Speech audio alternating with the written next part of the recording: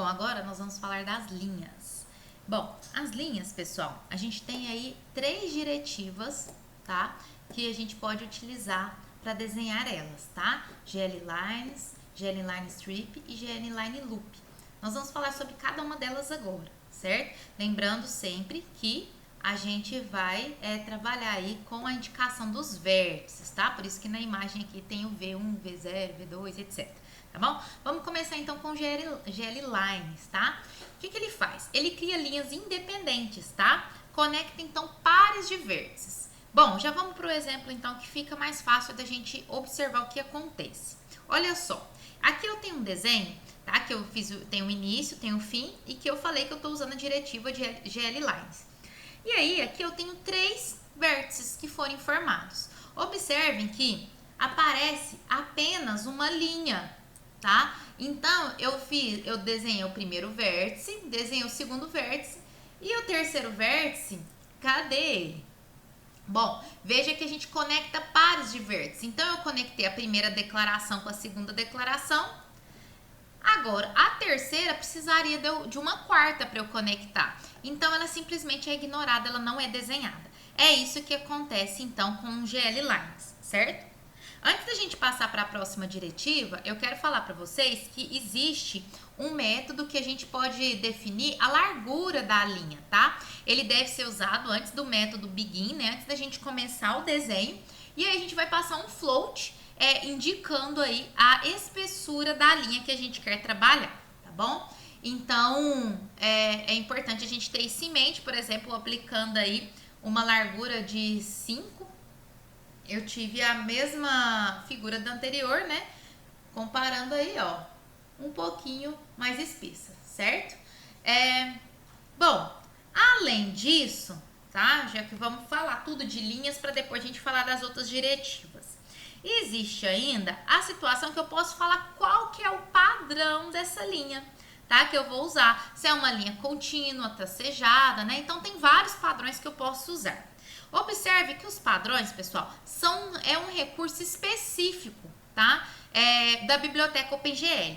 Tem vários recursos que a OpenGL oferece para nós, mas que por padrão, eles não vêm, como que eu posso dizer, habilitados. E aí, a gente vai habilitar quando a gente for usar, e é muito importante que a gente desabilite depois, até porque uma vez que ele está habilitado, depois ele vai estar sempre surtindo efeito no que a gente fizer, e acaba que isso também ocupa recursos, né? Recursos computacionais. Então, é importante que a gente habilite e desabilite assim que a gente terminar de usar, certo? A gente vai ver que isso, né, eu ia dar o exemplo de acender e apagar a luz quando a gente sai do cômodo, é mais ou menos esse exemplo também, tá? Então, olha só, primeira coisa que eu fiz então, aqui na segunda linha, né, primeiro eu coloquei espessura e depois eu vim e habilitei o recurso, tá? Esse é o nome do recurso que eu vou habilitar para falar a minha estilização aí da linha, certo? Depois, com esse recurso habilitado, eu posso então usar esse método para falar qual que é o padrão que eu estou utilizando, certo? Esse aqui é um fator e aqui é de fato o padrão. Vou mostrar isso aqui para vocês no próximo slide, certo? Só quero dar o destaque aqui no final que eu estou desabilitando esse padrão. Se eu não usar o enable e o disable até que não, mas se eu não usar o enable, eu posso colocar essa linha, tá, do line strip aqui, que não funciona, tá? Então, é importantíssimo a gente ter isso em mente. É necessário habilitar e muito desejável que a gente desabilite no final. Bom, aqui estão alguns padrões que eu posso utilizar, tá? Aqui está o fator, né? Aquele primeiro parâmetro, certo? E aqui é o padrão que eu estou usando. Esse fator aqui, pessoal, a gente pode ir trabalhando ele com outros números, né? Então, aqui seria como assim, quanto que eu estou dividindo ele, né? Assim, quantas unidades, né, que eu estou usando assim de traço, né?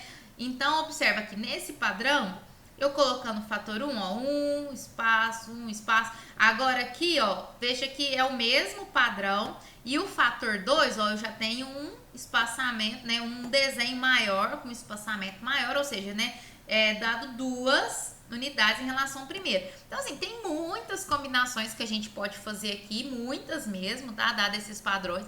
Posso brincar com outros padrões? Posso. Aqui só estão alguns, tá? E aqui alguns fatores pra gente verificar aí o que pode ser feito, tá bom? Isso aqui, obviamente tá em hexadecimal, né? Mas a grande sacada disso aqui pra gente ver isso melhor é trabalhar com binário, né? Aí vocês vão ver aonde tá com 1 e com 0, tá? Para vocês usarem, tá bom? Porque os padrões, né, eles são uma sequência aí de 16 bits, né? Então, com uma série de 0 e 1. Então, onde tiver 1 tem traço, onde tiver 0 é vazio. Então, a gente, nossa, dá pra brincar demais. Isso aí que a gente vai trabalhar, tá? Aí o fator, gente, a gente vai multiplicar essa sequência de bits, né? Ele deve ficar entre 1 e 256. Veja que a gente está usando só valores baixos, mas então, nossa, dá pra fazer muita coisa aí de desenho, tá? Brincar aí com esses padrões, tá? Então, isso aí, pra gente trabalhar com as linhas, é bem divertido, é bem interessante, certo? Bom, especificidades das linhas foram essas, né? Espessura e essa questão da estilização da linha. E aí a gente vai para outra diretiva agora, que é a line strip, né? Então, o que ela faz, né? Ela vai criar linhas consecutivas e não independentes, né? Como no GL Lines, ou seja, eu terminei a segunda linha, aí o vértice dessa primeira linha eu conecto com o terceiro vértice, esse terceiro vértice eu conecto com o quarto e assim por diante, tá? Então, a gente vai conseguindo criar um efeito, né? Um pouco diferente. Observe que aqui a mesma porção de código, tá? Só mudei aqui no GL Line Strip. O que eu tenho diferente aqui? Eu tenho as minhas... Bom, de diferente, na verdade, eu só tenho isso, né? Os três vértices aqui são idênticos do anterior e aí eu tenho esse efeito aqui, né? O primeiro vértice ligou com o segundo, formou a primeira linha. Só que diferente do GL Lines, esse segundo vértice eu já conecto com o terceiro. E aí eu vou formando um desenho, certo? O GL Line Loop, pessoal, o que ele é diferente do Line Strip? É que o último vértice ele conecta com o primeiro. Só essa que é a diferença, tá? Então aqui eu consegui fechar o meu desenho, certo? Então, eu criei aqui, né? Mudei a diretiva, é o Line Loop.